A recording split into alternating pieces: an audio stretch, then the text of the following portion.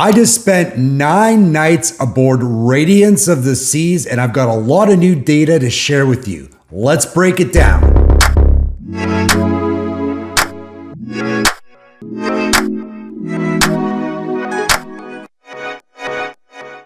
What's up? My name is Chris. If you know my channel, you know this is all about getting you aboard the world's biggest cruise ships for a lot less using casino comps. I've been on this journey for about 5 years now, and I've been on over 30 comped cruises, mostly on Royal Caribbean, but also on Virgin, MSC, Princess, Carnival, and Margaritaville at Sea. Over this time, I've learned a lot about how you play in the casino to spend less, but still earn marketing comps. Marketing comps are those either emails or physical snail mail mailers that you get that offer you, free sailings for 2, free play, other perks as well. And that's what I mainly sail on. So I've added some data to my roster here of things that I'm measuring just to kind of give us a little bit more insight into how I'm playing and how that is turning into marketing offers.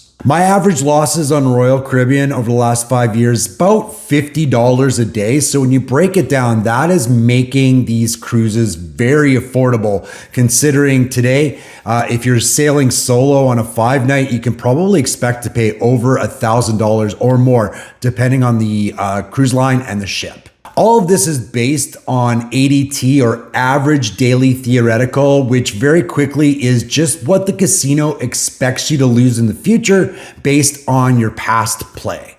So you want to make that look as attractive as possible, but you also don't want to overspend and make these comped cruises expensive. We're trying to save money here. Before we get into kind of the nuts and bolts, how I did in the casino and these extra metrics that I'm now starting to track, let's go over Radiance of the Seas in general, just kind of what I think about the ship overall. So I have to admit, I was a little bit nervous about spending 9 nights aboard Radiance of the Seas. It's a back-to-back, a 6-night and then a 3-night, because of my experience on Brilliance of the Seas. So both of these ships are part of the Radiance class, and of course, Radiance being the namesake was the first one to come out.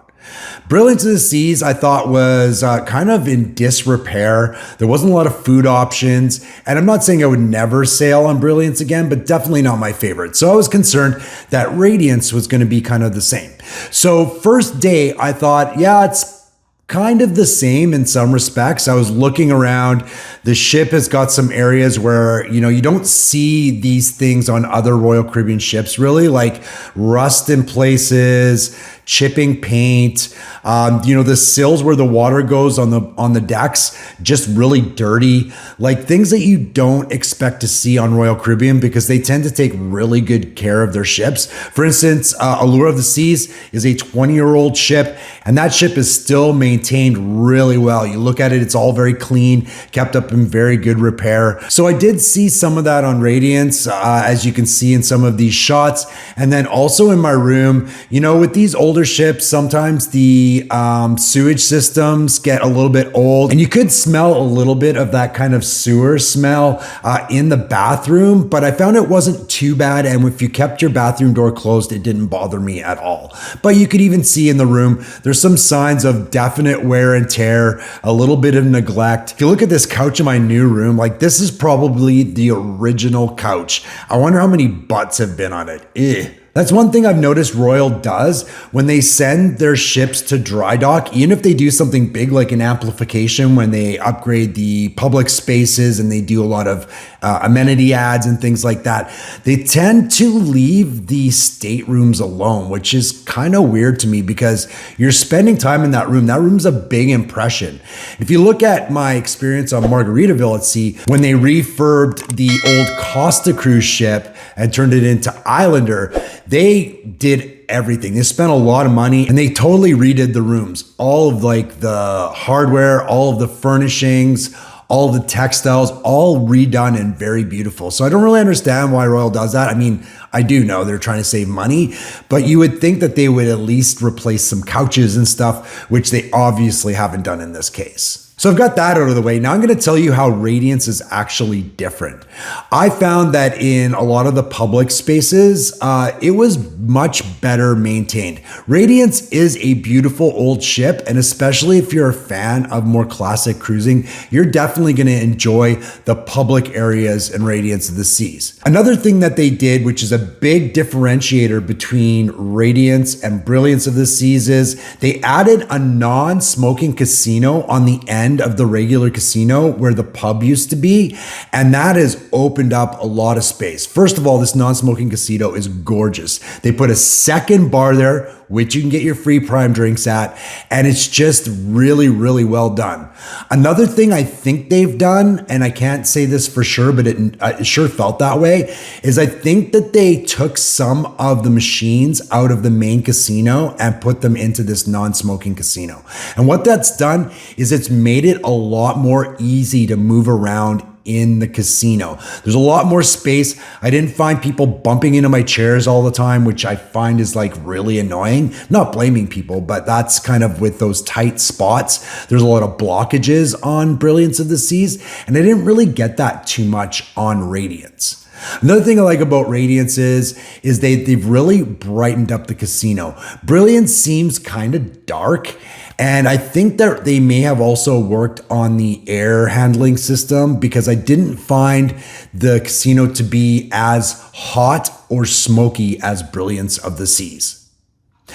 Keep in mind, Radiance did just come out of dry dock. I think this was the first sailing after dry dock, and it wasn't a major refurb, but they did the casino and probably a couple of other areas as well. So I may be noticing some improvements there as well. I will also note that it was not without some issues, and we'll get into that day by day as we go in the casino. There was a pretty big technical issue one day, and I was told by someone, this is just hearsay, that they were talking to a staff member and they rushed Radiance out of dry dock. They didn't do the normal testing that they did. So there was a deck-wide outage of women's toilets on deck number 6 where the casino was one day as well. So things weren't exactly perfect, but overall, I did enjoy Radiance and I would sail her again. All right, on to my casino experience on Radiance of the Seas day by day, and some of the new data that I promised you. All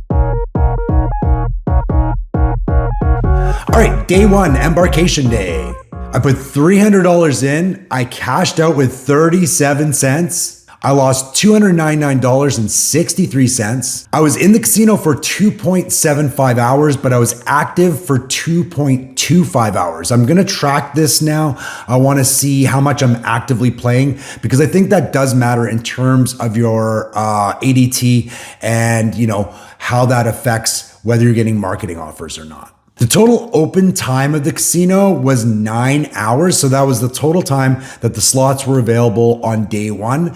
Now, I'm not really sure if total time versus active time is used in Royal Caribbean's calculations, but it does make sense, right? Because if you have one ship that has 20 hours of available slots time and you play 3 hours, that's a lot less of the time available than, say, if the slots were only open for 9 hours. So I'm gonna track it for now and maybe try to do a little bit of digging to see if it actually matters. So I was actively playing 25% of the available time that the casino slots were open.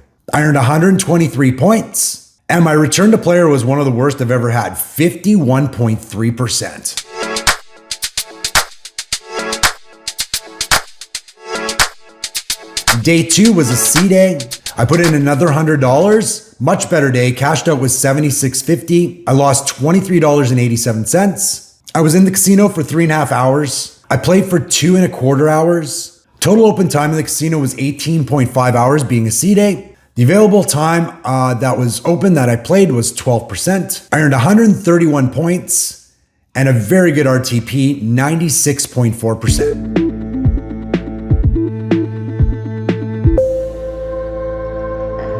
Day 3, we were in Grand Cayman. I didn't put any additional money in. I cashed out $210.23. I won $133.73. I was in the casino quite a bit this day, 4 hours in the casino total. I played for 2.75 hours. The total time that the casino was open was 8 hours. I spent 34% of the time open actively playing. I earned 136 points, and my return to player was 119%.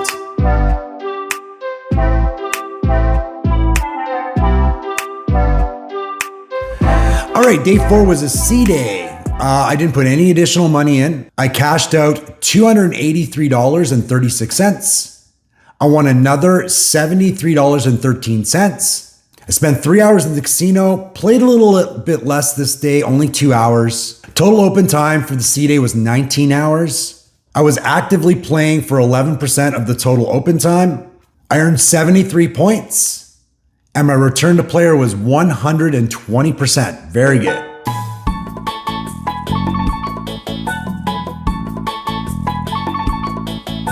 All right, day 5 was Cozumel, and we had some tech issues in the casino. So basically what happened is the system was down. So first of all, you could not see the points. Apparently they were being tracked in the background. But when you would put your card in the machine, it would say welcome guest. You couldn't see any points. Some of the machines were down. And then worst of all, if you wanted to switch machines, you had to cash out your ticket. You had to take it to the cashier, cash it in, and then put cash into the next ticket. No machines were taking tickets. So for that reason, I played a lot less. As you know, I like to move around, and it was just too much of a hassle. The lines for the casino cashier were very long the entire night. So I just played less. I didn't put any additional money in. I cashed out with $108.56. I lost $174.80. That's another reason why I played less, because I just was not doing good on this day. And also because I was staying at machines a bit longer because of this whole cash out issue. So I spent 3 hours in the casino, but I only spent an hour and a half playing. The active total casino slot open time was 7.5 hours. I played 20% of the time, even though I didn't play as much. I earned only 52 points, and my return to player was 32.8%. I think that's the worst I've ever done in a casino anywhere.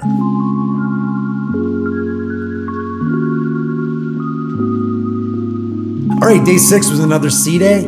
I didn't put any money in. I cashed out with $108.92. I won 36 cents. I was in the casino for 3 hours. I played for 2 hours. The total casino time open was 18.5 hours. I was actively playing for 11% of that time. I earned 127 points, and my return to player was 100%. Slightly above, but 100%.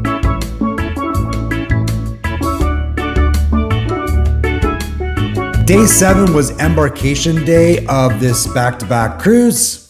Put no extra money in. I cashed out with $100.11. I lost $8.81. I was in the casino for 3 hours. I played for 2.5 hours. The total time that the casino was active was 9 hours. I played 28% of the casino open time. I had a big day points-wise. I earned 253 points. And my return to player was 99%.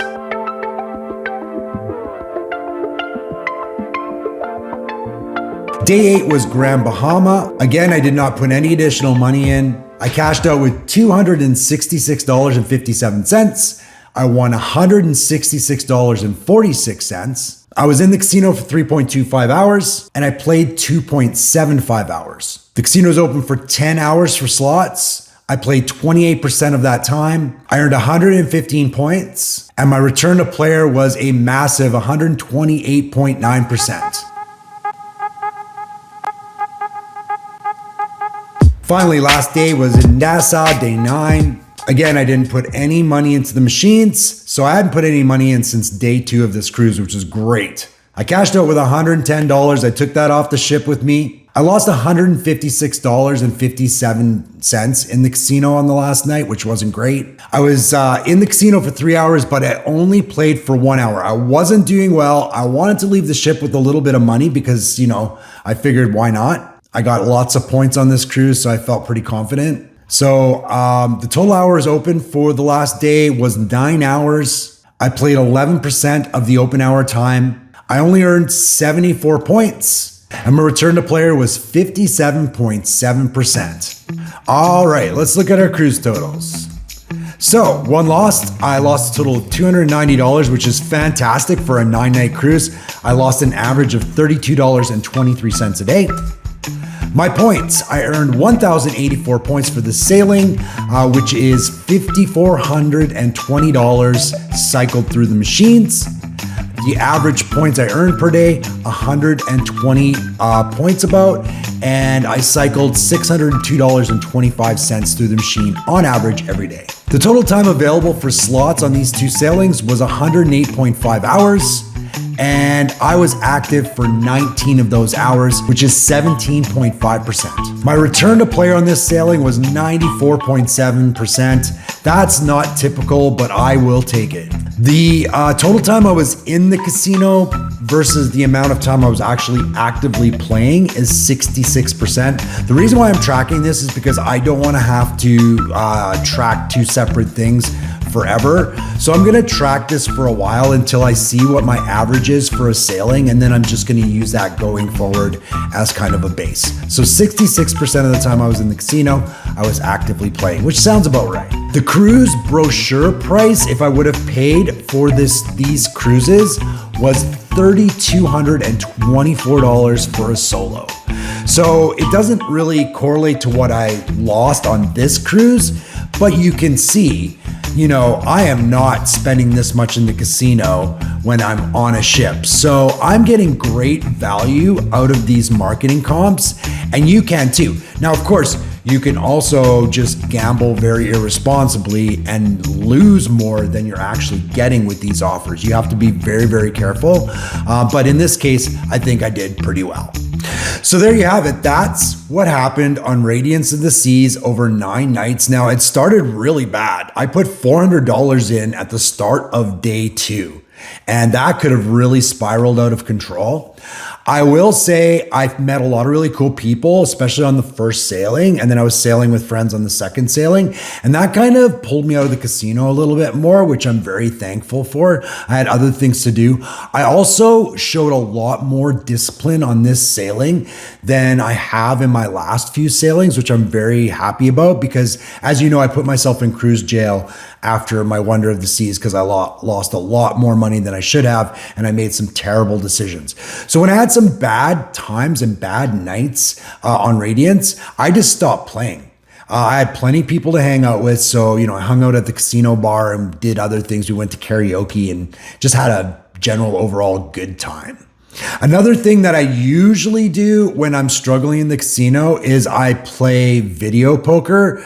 But for some reason, the machines on Radiance absolutely hated me. I could not get anything. I was losing more money on those machines than I would in a slot machine. And of course, I'm playing 3-hand max bet. So that's like $375 a hand. So that can go south pretty quickly. So I didn't play quite as much video poker as I normally do, but that was just a string of bad luck. Obviously, they have the highest return to player out of any machine on the cruise ship. Especially if you know how to play video poker. So I'm just going to consider that an outlier. So here's the really big question. How is all of this going to affect my offers going forward?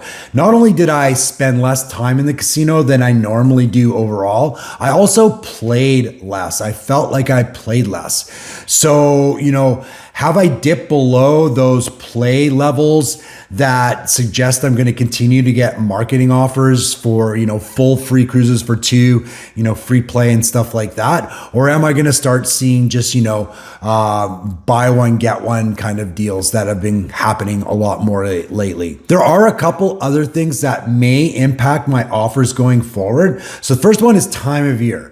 This time last year, going into summer when it gets very busy, I remember my offers started to dry up. They started to be less frequent and they weren't as good. And then, of course, once summer was coming to a close, my offers started to ramp up again. So that could definitely happen in this instance. Additionally, you've probably seen, if you go on Facebook groups and you're talking to other people who are loyal to Royal and play in the casino, the offers overall are actually not as good as they used to be. Now, this more pertains to like people who get junior suites and balconies and stuff like that, but that should filter down as we go. And the reason for that is Overall, Royal Caribbean is doing really well, which is kind of surprising to me. They have so much more inventory, but their bookings are very, very solid. So the more they have that is paid booked, the less that they have available as casino comps. So we're gonna see how it goes over the next little while. Unfortunately, we don't have the very clean data that says because I played less, my offers are definitely gonna be more, because these other things could impact. But I'll continue to let you know how my offers are going, and we will just go from there. We'll continue to measure with these advanced stats, and hopefully we can get to a place where we can gamble as little as possible and still keep getting these great marketing offers. Next up for me, less than 3 weeks, it's my yearly Friends Cruise.